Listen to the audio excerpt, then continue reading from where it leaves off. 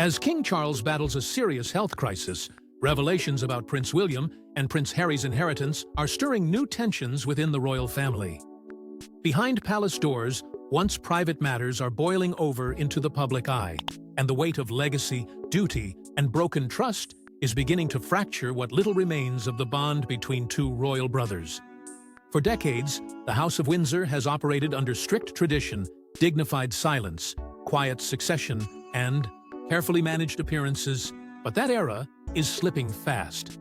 In its place stands a modern monarchy grappling with deep wounds, generational resentment, and decisions that could rewrite royal history.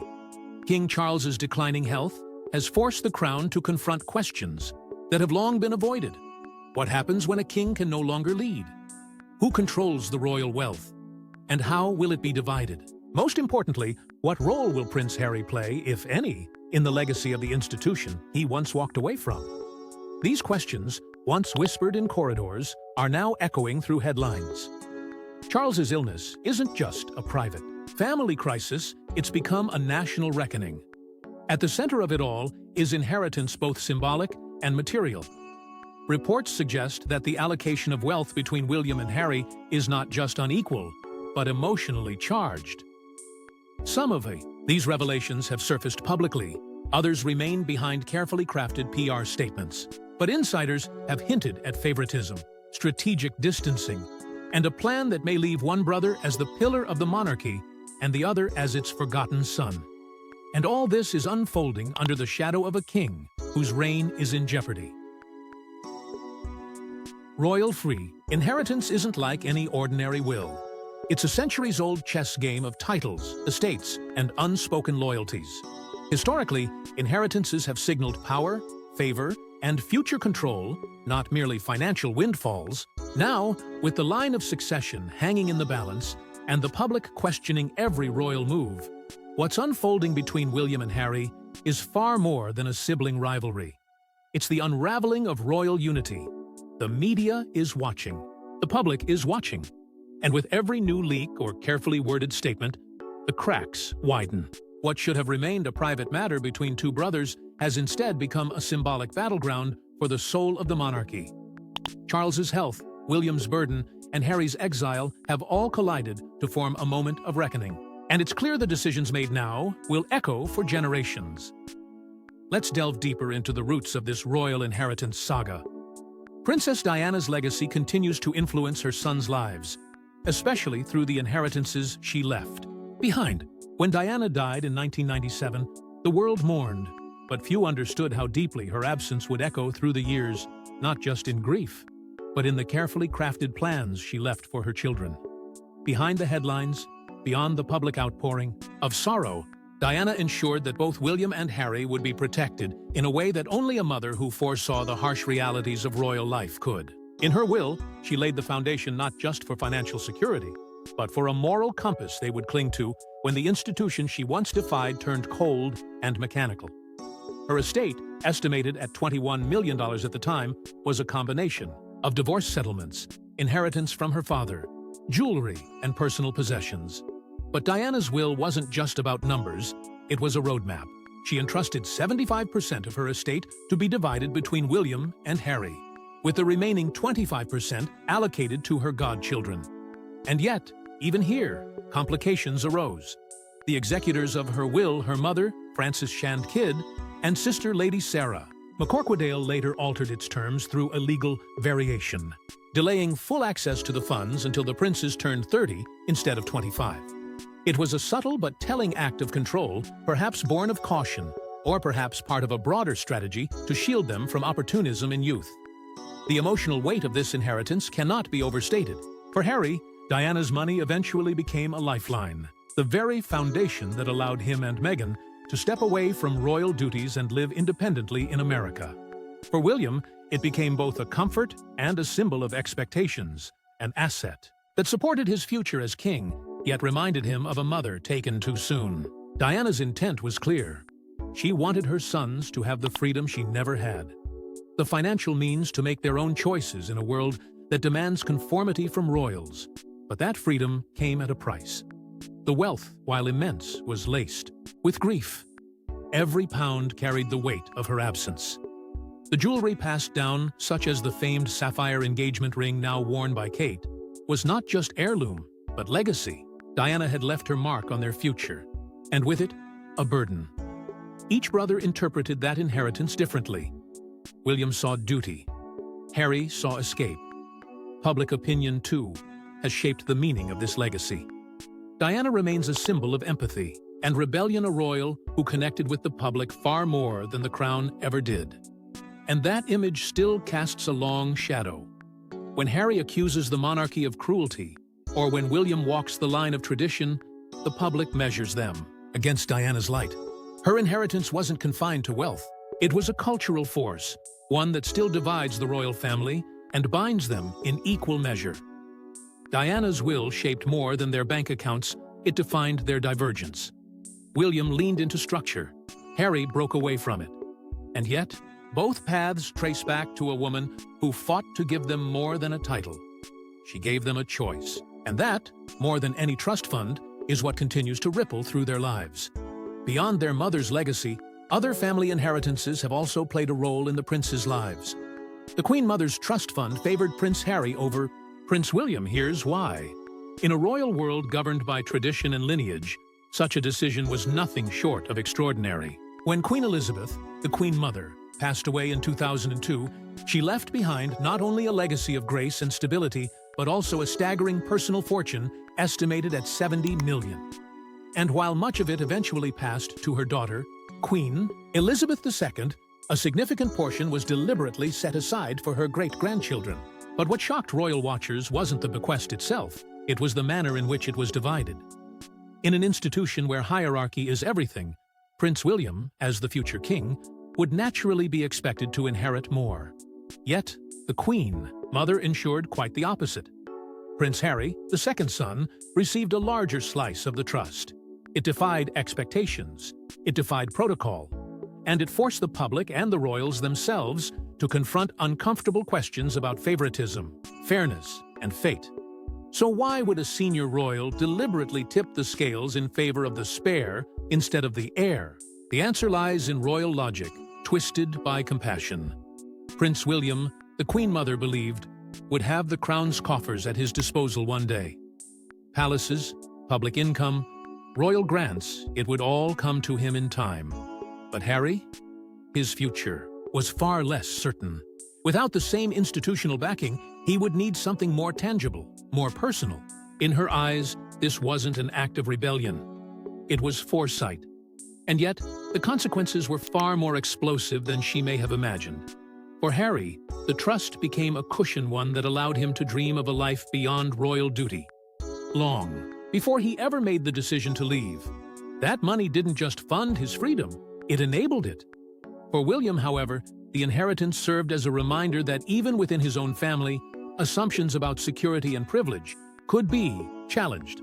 It wasn't about the money itself, it was the message. Even the Queen Mother saw that Harry might need more to stand on his own. When the details emerged publicly, the reactions were swift and polarized. Critics accused the monarchy of sending mixed signals, upholding tradition on the surface while quietly rewriting it in their ledgers.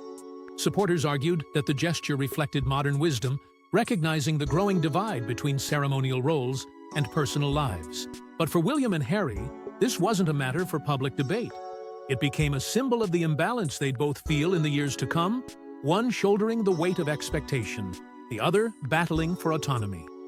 The inheritance may have been framed as a matter of fairness, but it festered like a wound. It fed into existing tensions between the brothers, setting the stage for deeper divisions. Harry's financial independence eventually became one of the very tools he used to walk away from royal life. And William, ever conscious of duty, couldn't help but see the contrast as yet another crack in their fractured bond. But this wasn't just about two brothers.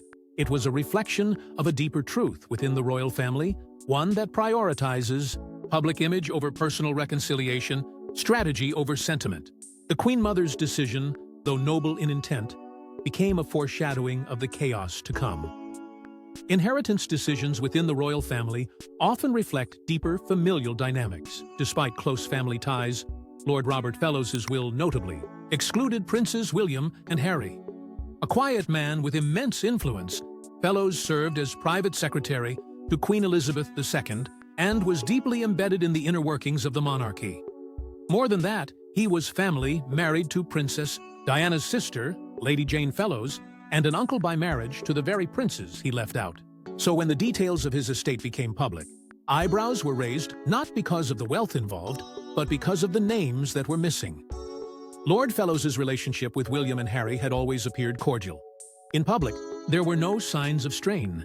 He had supported Diana during some of her most turbulent years and was said to be a stabilizing presence behind the scenes as the royal family navigated both personal and public crises. And yet, when it came time to divide his assets, neither of Diana's sons received a mention. The primary beneficiaries were his immediate children, and while that is not unusual, it was the total absence of even a symbolic gesture toward the princes that sparked a deeper conversation. Why would someone so closely linked to the boys through both blood and duty deliberately omit them? Some royal insiders speculated that it was a calculated decision, perhaps rooted in a desire to preserve the privacy and stability of his own family. Others whispered that there may have been deeper resentments, quiet frustrations over the fallout following Diana's death, or perhaps disagreements with how her legacy was handled in the years that followed. Whatever the reason, the exclusion spoke volumes.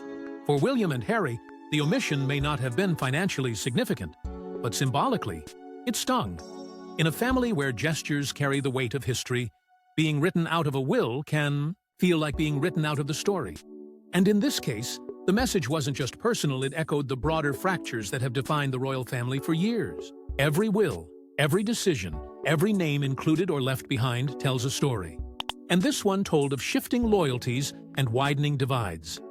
The public response was swift but measured. Media outlets debated the meaning of the exclusion, often framing it as another sign of the monarchy's unraveling cohesion. Some commentators defended Lord Fellows's right to protect his immediate family, while others viewed the move as a quiet snub, a reflection of the silent battles still being fought behind palace walls.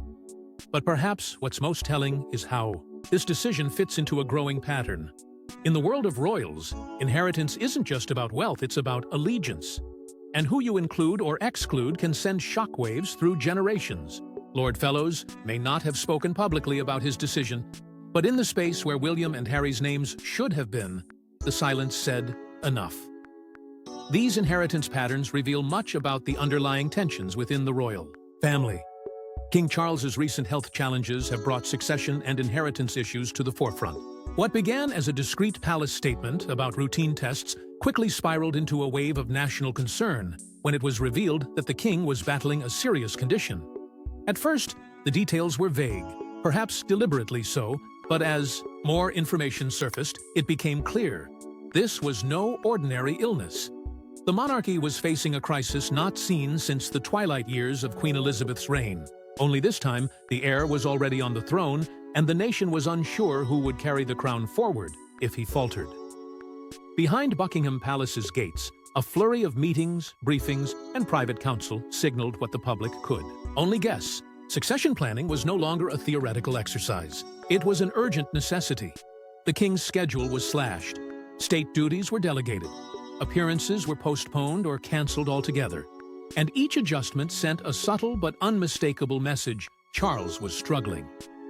The man who had waited his entire life to wear the crown was now watching it teeter under the weight of failing health. In the shadows of this uncertainty, conversations that had once been taboo were suddenly on the table. Who would lead if Charles could not? Would William step up prematurely, as his father once did under Elizabeth? And what role, if any, would Harry play in this rapidly shifting hierarchy? The palace remained silent on most of these questions, but the undercurrent of urgency was impossible to ignore. After decades of preparing for the crown, Charles now faced the unthinkable: a reign cut short by illness and circumstance. Family dynamics, already strained, began to buckle under the pressure. William assumed more duties with the quiet precision expected of a future king, but the burden was heavy and the spotlight unrelenting. Meanwhile, Harry watched from afar, locked out of royal strategy, but tethered to its consequences nonetheless. Reports hinted at private calls, strained exchanges, and missed opportunities for reconciliation. The king's health crisis, instead of bringing the family together, exposed just how far apart they truly were. The public, loyal yet weary, responded with a complex mix of sympathy and apprehension. Some mourned the image of a monarch weakened too soon. Others questioned whether the institution was prepared for such a sudden shift. Media outlets fueled the speculation, dissecting body language, examining subtle omissions in royal statements, and framing every decision as a clue to the future of the crown. But underneath the speculation, something deeper was unfolding. This crisis was more than a personal battle for Charles. It was a reckoning for the institution he represented. It forced a new conversation about leadership, legacy, and readiness. And for the family behind the facade, it exposed vulnerabilities that duty could no longer mask. The roles they thought they had years to grow into were arriving now, uninvited and unavoidable. Amidst these challenges, the relationship between the royal siblings faces new strains. Once inseparable, Princes William and Harry's relationship has been tested by time and circumstance. Born into a world of ceremony and pressure, the two boys were united early by something no child should endure: the tragic loss of their mother, Princess Diana. That shared grief became a silent bond, invisible but powerful.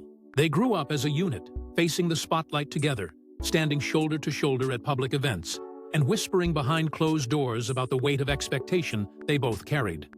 For years, they were the monarchy's modern hope, a symbol of unity, youth, and brotherhood. But that hope would not last. The cracks began slowly. First came differences in temperament. William, cautious and measured, trained from birth for the throne. Harry, passionate and impulsive, constantly pushing against the rigid expectations of royal life. Then came the turning point: Harry's marriage to Meghan Markle.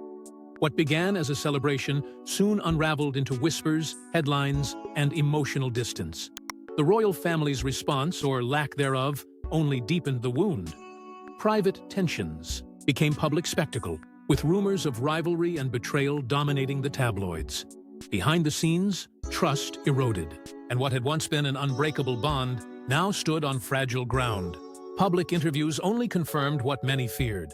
Harry's candid revelations in Oprah Winfrey's explosive sit-down painted a picture of isolation, hurt, and estrangement. He spoke of feeling abandoned, of conversations that needed space. William, on the other hand, took the royal path, stoic and silent, offering carefully measured responses. But the silence spoke volumes. In every non-answer, the divide grew. The two brothers were no longer allies. They were orbiting the same monarchy in different worlds, one inside the palace gates, the other thousands of miles away. And the world noticed. The media turned their rift into theater, analyzing every word, every gesture. The public, too, was divided. Some sided with William, seeing him as a man fulfilling his duty in the face of extraordinary pressure. Others rallied around Harry, applauding his courage to walk away from an institution he claimed had failed him. Their fractured relationship became more than a family matter. It became a referendum on the very future of the monarchy. Despite it all, there were flickers of hope. Shared appearances at Prince Philip's funeral and Queen Elizabeth's Platinum Jubilee sparked rumors of reconciliation. But even these moments felt strained, like two actors performing a scene neither believed in. The warmth once captured in boyhood photos had been replaced by cold civility. And as King Charles's health deteriorated, many wondered if the looming reality of succession might finally force the brothers to find common ground or push them further apart. Yet it would be naive to place all the blame on personal differences. External forces, the relentless media, the burden of tradition, and the harsh judgment of the public acted like a wedge, driving them further apart with each new headline. These were not just two brothers arguing in private. They were symbols, icons, representatives of two diverging visions of royalty. And in a family where image is everything, the cracks in their relationship exposed far more than personal pain. They revealed the monarchy's deepest vulnerabilities. Inheritance matters have further complicated their already delicate relationship. Navigating personal wealth and public duty is a delicate balance for modern royals. In a world where centuries-old crowns are weighed down by 21st-century expectations, The British royal family faces a complex, often controversial question. How does one remain a symbol of national tradition while embracing financial autonomy in an age of transparency? Beneath the ceremonial robes and royal titles lies a web of income streams, inherited assets, taxpayer funding, and personal ventures, all fueling a monarchy under constant scrutiny. And at the center of this tangled narrative stand two brothers who represent two radically different paths. Prince Harry's decision to step back from royal duties wasn't just a personal rebellion, it was a financial rupture. Alongside Meghan Markle, he sought something no modern royal had successfully achieved: true independence from the crown. Their move to North America, their multi-million-dollar deals with Netflix and Spotify, and even the launch of the Archewell Foundation weren't just business decisions. They were declarations of self-sufficiency, but that freedom came at a cost. The couple faced accusations of monetizing their royal connection, of turning sacred history into Hollywood content. Yet, for Harry, it was about survival, about creating a life that wasn't dictated by palatial protocol and press narratives. His financial decisions weren't just economic, they were existential.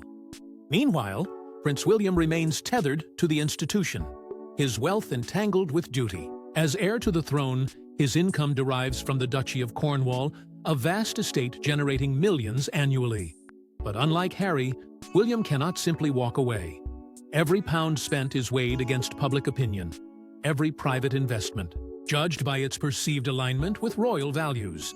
His role demands not just financial stewardship, but a constant calibration between responsibility and restraint. He may have access to immense wealth, but it is a wealth tied to legacy, not liberty. And the public is watching. With rising living costs and increasing calls for accountability, the monarchy's spending has never been more scrutinized. Every renovation, every wardrobe choice, every luxury event is dissected, questioned, and politicized. There is growing pressure for the royals to lead by example, to justify every penny, and to prove that tradition can coexist with transparency. In this environment, financial decisions carry moral weight. Across the globe, other royal families have taken different approaches. In Sweden and the Netherlands, for example, younger royals work in civilian roles and receive minimal public funding. In Japan, the royal family operates under an entirely state-regulated system. These comparisons raise a pressing question. Can the British monarchy modernize without sacrificing its mystique?